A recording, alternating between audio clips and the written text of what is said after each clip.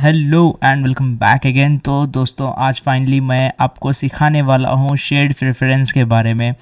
Step by step आपको explain करूँगा कि शेयर्ड प्रेफरेंस पहले तो क्यों है, इसका यूज़ क्या है, प्लस आपके लिए एक दो फंक्शंस भी लाया हूँ जो कि आपको काफ़ी हेल्प करेंगी आपकी कोडिंग जर्नी में। तो इनफैक्ट हम इसके अंदर एक छोटा सा एग्जाम्पल भी देखेंगे और उसको हाथों हाथ हैंड्स ऑन प्रैक्टिस भी कर लेंगे कि कैसे इसको शेयर्ड प्रेफरेंस को यूज़ करना है, कहाँ यूज़ करना है, कब यूज़ करना है। ये सारे क्वेश्चंस का आंसर आपको इस वीडियो में मिलेगा।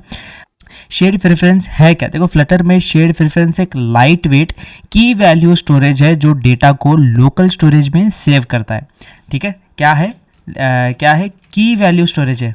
ठीक है, की वैल्यू स्टोरेज है।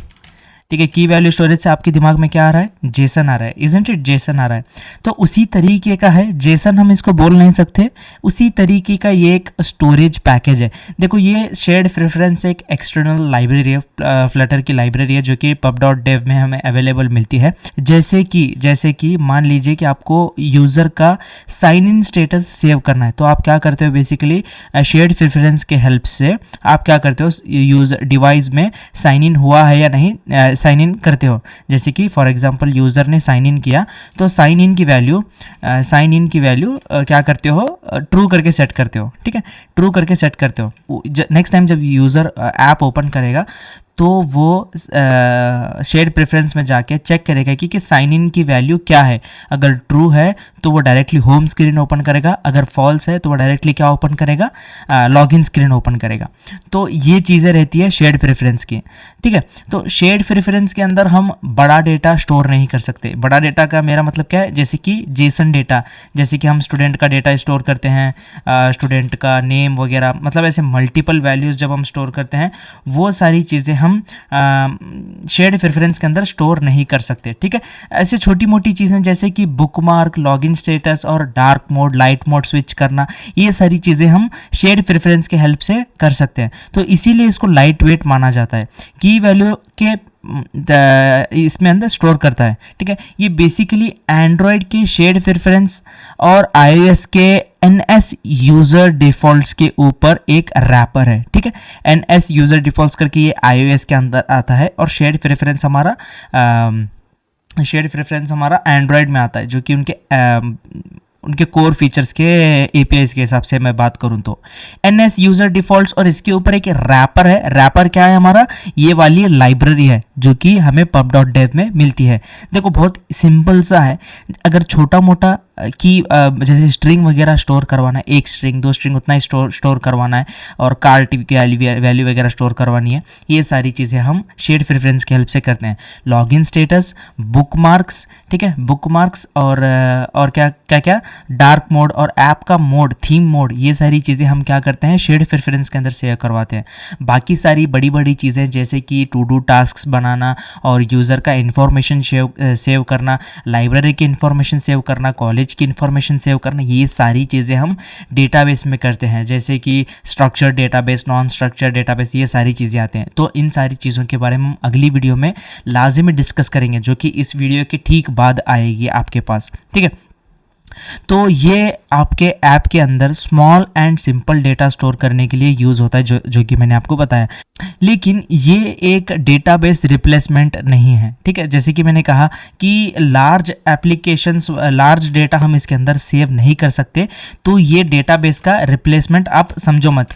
ठीक है, आप ये भैया मुझे शेयर्ड प्रेफरेंस आता है तो मैं फायरबेस और SQLite को स्किप कर सकता हूँ क्या? मैं कहूँगा नहीं, ये डेटाबेस का रिप्लेसमेंट नहीं है। देखो, मेरा कीबोर्ड का कुछ इशू चल रहा है, इसीलिए मैं ये सब पहले से ही टाइप करके लाया हूँ। अगर मैं आप इस वीडियो में आपके साथ टाइप किया तो या तो वीडियो बोरिंग हो जाएगा या तो आप चले जाओगे। ठीक है, तो इसीलिए मैंने ये सब किया। ठीक है, अब देखते हैं शेयर्ड प्रेफरेंस कैसे काम करता है। ठीक है, जब हम ऐप के शेयर्ड प्रेफरेंस में कोई डेटा सेव करते हैं तो ये इंटरनल आपके की वैल्यू पेयर के फॉर्मेट में स्टोर होता है, जो कि मैंने आपको बताया था। ठीक है, वो कि जो कि ऐप के इंटरनल स्टोरेज में सेव हो जाता है। ऐप के इंटरनल स्टोरेज में, जैसे कि ये सेटिंग्स आपको यहाँ पर ऐप दिख रहा है तो इसकी इंटरनल स्टोरेज में सेव होगा शेयर्ड प्रेफरेंस, ठीक है। उसके इंटरनल स्टोरेज में सेव होगा जो कि आप एक्सेस नहीं कर सकते विदाउट ऐप। मतलब अगर यूज़र को ऐप क्लोज भी कर दे, मतलब कि अगर यूज़र स्टोरेज में जाके, उस ऐप के स्टोरेज में जाके उस डेटा को एक्सेस करने की कोशिश करे तो वो डेटा उसको नहीं मिलेगा, ठीक है। और यूज़र उसको डिलीट तभी कर सकता है जब उस एप्लीकेशन को वो डिलीट करेगा या फिर उस एप्लीकेशन का डेटा डिलीट करेगा। तो यूज़र के हाथ में सिर्फ डेटा को डिलीट करने का ऑप्शन है, ना कि उसको एक्सेस करके मॉडिफाई करने का ऑप्शन है, ठीक है। तो ये थी कुछ सिंपल बातें शेयर्ड प्रेफरेंस के अकॉर्डिंग में। तो ये कुछ इस तरीके से काम करता है। अगर आपको स्ट्रिंग्स और इंटीजर्स की अच्छी खासी इंफॉर्मेशन है तो आप इसका ऑप्टिमाइज भी कर सकते हो, यानी कि आपको शेयर्ड प्रेफरेंस में बड़ा बड़ा डेटा, ज़्यादा दबा के डेटा स्टोर नहीं करना है। छोटे मोटे की वैल्यू पेयर्स उतने ही स्टोर करने हैं, ठीक है। आप इनफैक्ट एक लिस्ट ऑफ स्ट्रिंग्स भी स्टोर करवा सकते हो। जैसे कि मैंने बुकमार्क की बात करी, वहाँ पर आप क्या करते हो, लिस्ट ऑफ स्ट्रिंग स्टोर करते हो, ठीक है। लिस्ट ऑफ स्ट्रिंग स्टोर करते हो, जहां पर आप क्या करते हो, एक लिस्ट बनाकर उसके अंदर बुकमार्क्स की वैल्यू स्टोर करते हो। जैसे कि कोलन से सेपरेट कर दिया स्ट्रिंग्स को और कुछ एल्गोरिदम लगा के इन कोलन्स को हटा दिया, हटा के डेटा को रिट्रीव कर लिया। ऐसे मल्टीपल ऑप्शंस आप यहां पर लगा सकते हो जब आपका ऐप का साइज़ छोटा हो।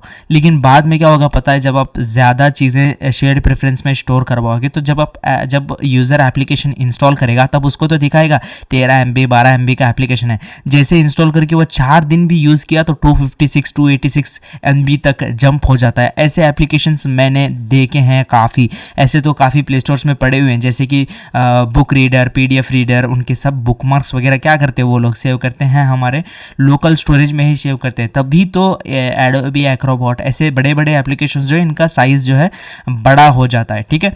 तो अभी मैंने यहाँ पर एक सिंपल सा एग्जांपल लाया हूँ आपके लिए। तो इस एग्जांपल की तरफ बढ़ने से पहले मैं क्या करता हूँ, आपके लिए जो है स्टेप्स बता देता हूं कि कैसे इस शेयर्ड प्रेफरेंस लाइब्रेरी को यूज़ करें। पहले तो स्टेप नंबर 1, आपको इस शेयर्ड प्रेफरेंस लाइब्रेरी का डॉक्यूमेंटेशन लाजमी पढ़ना पड़ेगा अगर आप एक न्यू यूज़र हैं तो। ये क्या हो गया, ठीक है। मैं आपको क्या करता हूँ, ब्राउज़र में लेके चलता हूँ और इसका डॉक्यूमेंटेशन आपको ओपन करवाता हूँ, ठीक है, ताकि आपको अच्छे से मज़ा आए सीखने में। तो सीधा जाना है इस लाइब्रेरी में।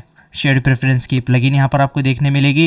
इसके यूसेज आप देख सकते हो, यहाँ पर कुछ यूसेज दिया है। एंड्रॉयड यूसेज के लिए ये सब सारी चीज़ें दिया हुआ है, ठीक है। इसको कैसे यूज़ करना है ये सारी चीज़ें।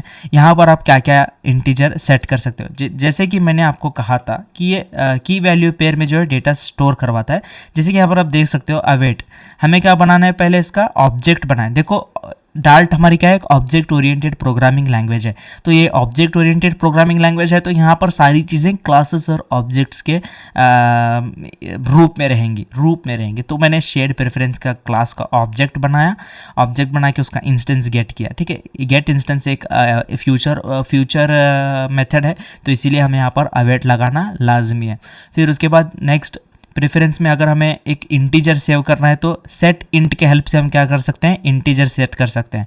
बूलियन सेट करने के लिए true value false, true false वगैरह सेट करने के लिए सेट बूल कर सकते हैं, ठीक है। फिर उसके बाद डबल, अगर डेसिमल पॉइंट सेव करवाना है तो सेट डबल कर सकते हैं। Similarly goes for set string, और मैंने कहा था कि स्ट्रिंग लिस्ट भी आप यहाँ पर सेट कर सकते हो, जैसे कि सेट स्ट्रिंग लिस्ट करके भी यहाँ पर ऑप्शन है।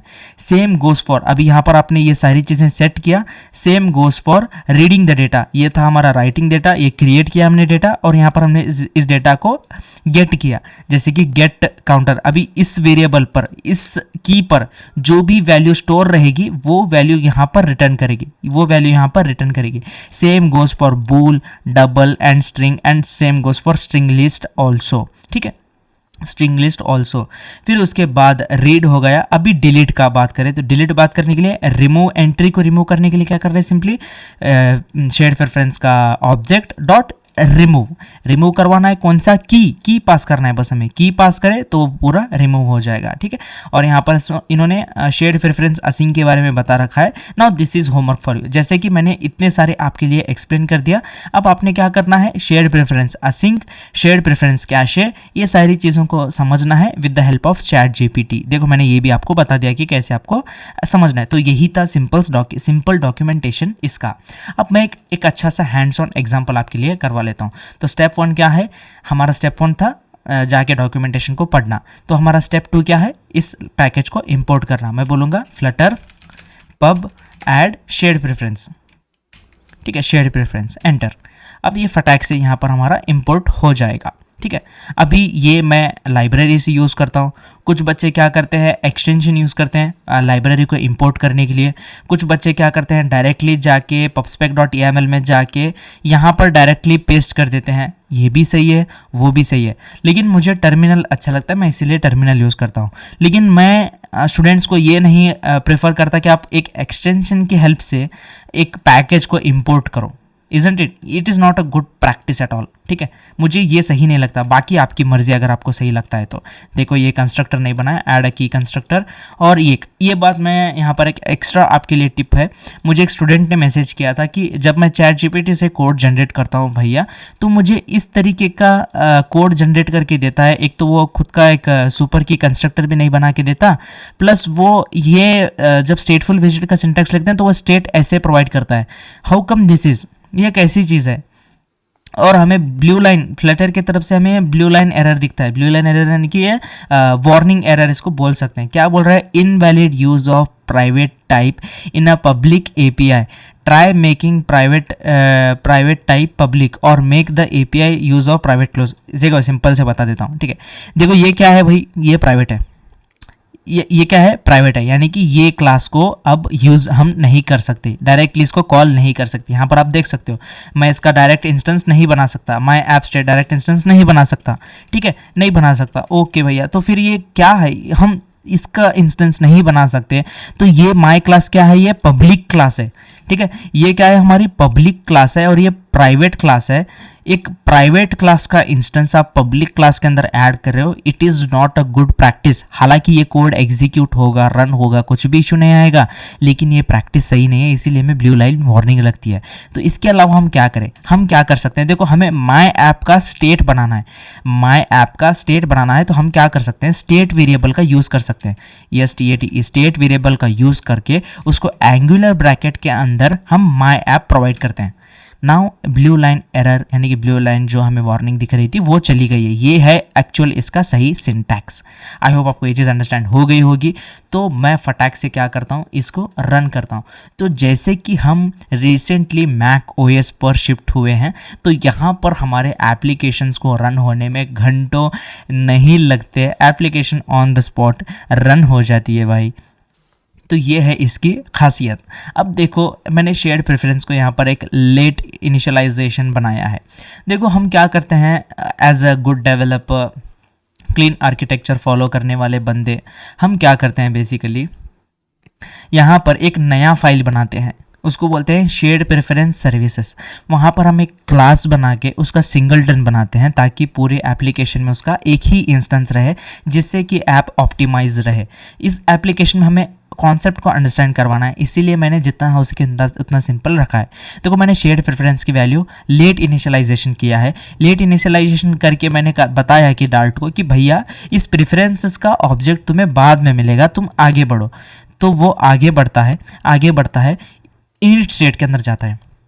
इनिट स्टेट के अंदर मैंने सुपर स्टेट इनिशिएट किया है, फिर उसके बाद शेयर्ड प्रेफरेंस को इनिशिएट किया है। शेयर्ड प्रेफरेंस की इनिशिएशन क्लास में मैंने क्या किया है, असिंक्रोनस फंक्शन बनाया है, वॉइड फंक्शन बनाया, जहां पर मैंने क्या किया, प्रेफरेंसेस ऑब्जेक्ट को, जो यहां पर मैंने लेट इनिशियलाइजेशन किया था, उस ऑब्जेक्ट के अंदर शेयर्ड प्रेफरेंस का ऑब्जेक्ट ऐड कर दिया है। ठीक है, ये था हमारा, ये इसको ऐड कर दिया।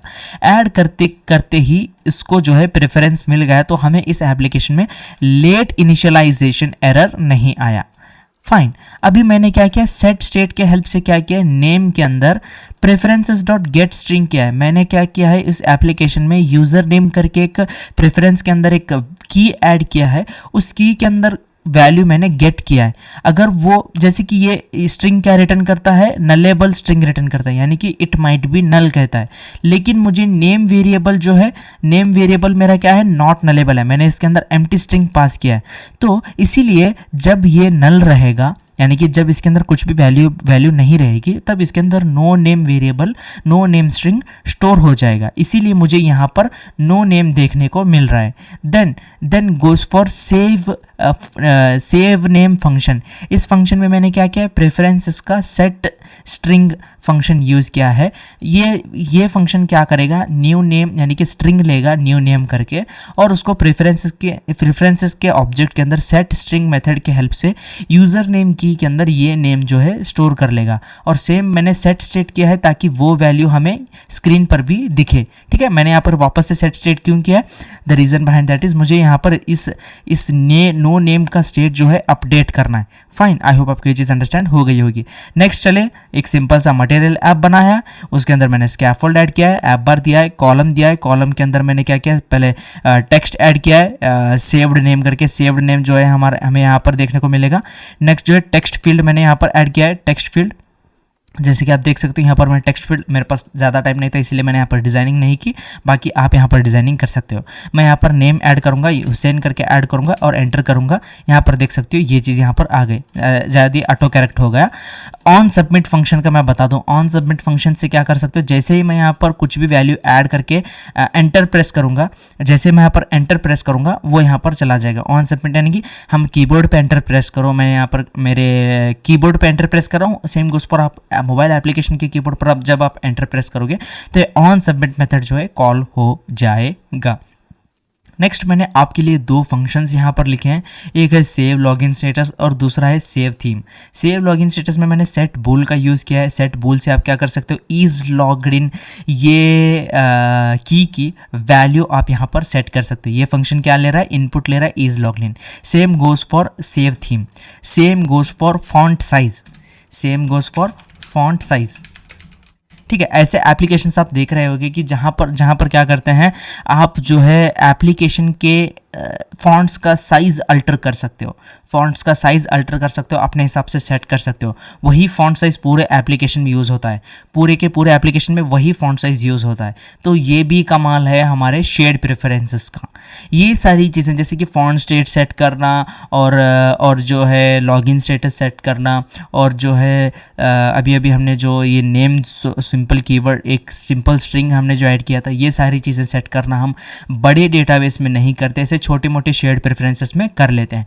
तो यही था simple basic overview over shared preferences.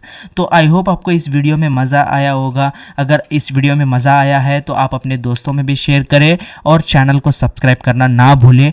Target है 2K subscribers for this series of Flutter database. ठीक है, 2K सब्सक्राइबर्स। तो सीधा मिलते हैं हम अगली वीडियो में जहां पर हम डिस्कस करेंगे SQLite डेटाबेस के बारे में। तो टिल देन क्या करना है, keep learning and keep speeding up yourself. Okay bye.